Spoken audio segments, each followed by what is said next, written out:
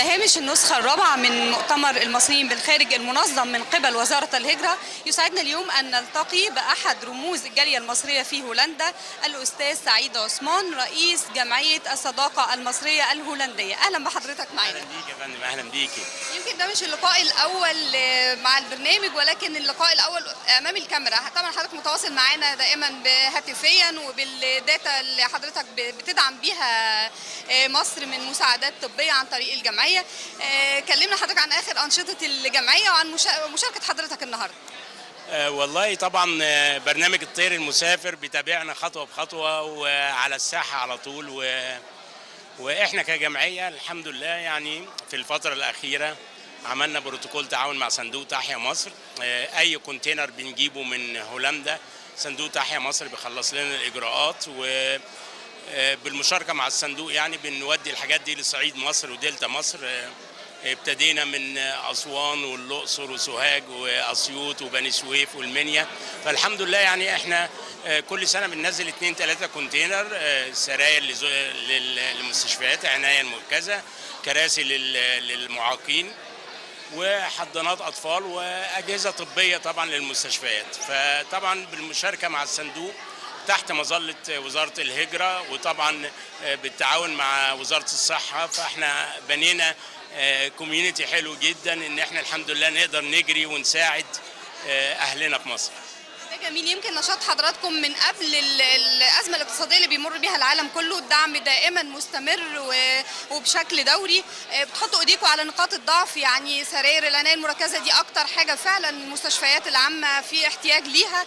ايه خطتكم القادمة لدعم مصر في هذا الوضع الاقتصادي العالمي؟ احنا في صدد ان شاء الله الشهر الجاي هننزل 4 مكانات قلب صناعي، هنتبرع بيهم لمستشفيات جراحة القلب في صعيد مصر، يعني طبعا بالتعاون برضو مع صندوق تحيا مصر. ونازلين في نوفمبر مع فريق طبي هولندي، 25 دكتور هولندي، هنشتغل في معهد ناصر بالتنسيق مع وزارة الصحة لقوام الانتظار. فإن شاء الله بإذن الله يكون في جديد يعني في جراحة القلب أو في مصر هنا. موضوع القلب يعني موضوع محتاج دعم، والوزارة عليها ضغط جامد، فاحنا بنساعد من بره.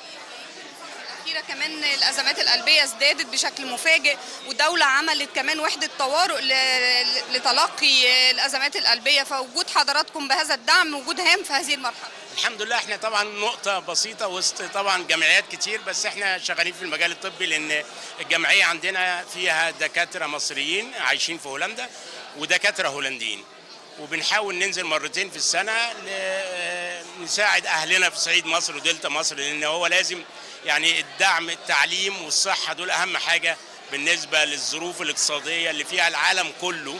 فلازم يعني الواحد بيناشد جميع الجمعيات المصريين في الخارج ان هي تحذو حذاء جمعية الصداقة الهولندية المصرية في مساعدة أهالينا في مصر ورد الجميل طبعا. في مبادرة كمان لوزارة الهجرة، مشاركة الأطباء المصريين في الخارج في دعم مصر ودعم طبعا المرضى المصريين. دوركم أكيد ليه دور فعال يعني. طبعا وزيرة الهجرة السفيرة سهى الجندي الصراحة فتح لنا باب الوزارة في أي حاجة محتاجينها بتتواصل معانا، يعني عندي بروتوكول تعاون مع وزارة الهجرة ومع صندوق تحيا مصر، فالحمد لله يعني بنشتغل مع أجهزة الدولة علشان نسهل الإجراءات ونقدر العجلة تمشي بسرعة يعني. يمكن عايزة أقول حاجة، معظم المصريين في الخارج ليهم مطالب، منتظرين تحقيق آمال وطموحات كتيرة جدا. جمعية الصداقة المصرية الهولندية ملهاش مطالب، بالعكس بتحقق مطالب، ولكن أكيد في مطلب معين يعني نختصره في جملتين مثلا. لا هو طبعا احنا الوقت، عامل الوقت مهم جدا بالنسبة لنا. فأما أنزل كونتينر كنت بتعب جامد جدا ان انا اقعد استنى الاجراءات وموافقه السياسات الدوائيه والرقابه على الصادرات والواردات، فالموضوع ده كان بياخد مننا وقت جامد جدا. فصندوق تحيا مصر الصراحه خلص لنا الموضوع ده ببروتوكول التعاون. الكونتينر بيخلص في 3 ايام 4 ايام من الجمارك وبيوصل لمستحقيه في صعيد مصر يعني الحمد لله. فمطالبنا بسيطه جدا، فالحمد لله يعني اجهزه الدوله ما دام بنشتغل في اجهزه الدوله وعرفنا الطريق فخلاص الخير كتير ان شاء الله. في مطالب ومكتسبات كتير اتحققت في عهد سيادة الرئيس عبد الفتاح السيسي للمصريين بالخارج. حضرتك شايف ايه اهم مطلب او مكتسب او حلم تم تحقيقه؟ هو الراجل كتر خيره، الراجل بيشتغل وبيجري بسرعة صاروخ، المفروض احنا حواليه نجري مش قادرين نلاحق عليه. فكمصريين في الخارج نمرة واحد في الدعم القومي، يعني الدعم القومي أو تحويلات المصريين في الخارج هي نمرة واحد في الدعم القومي. فلازم المصريين في الخارج يهتم يقفوا، يعني يساندوا بلدهم في الوقت الصعب جدا. احنا عندنا في هولندا برضو في أزمة اقتصادية وأزمة مالية والحاجات غليت، ما نقدرش ننكر، مش مصر بس، ده عالميا يعني. فالمفروض احنا كمصريين في الخارج نساعد بلدنا ونقف في أي مجال بقى، المجال تعليمي، مجال طبي، مجال يعني أي مجال.